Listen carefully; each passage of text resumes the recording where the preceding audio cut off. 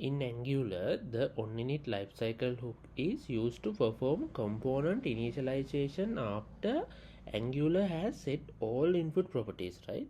It is implemented by using the OnInit interface and defining the ngOnInit method.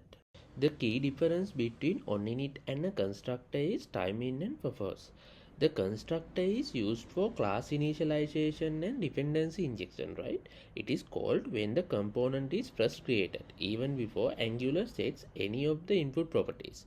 The ngOnInit method is called after the constructor. That means once Angular has initialized all data bound properties.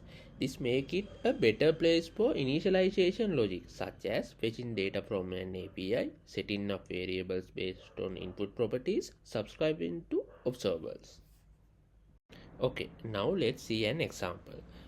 In this case, we use ngOnInit because we rely on the input property which is user ID, which isn't set during the constructor phase. I hope you understood this well. If you have any question regarding this, please ask me in the comment section. Thank you.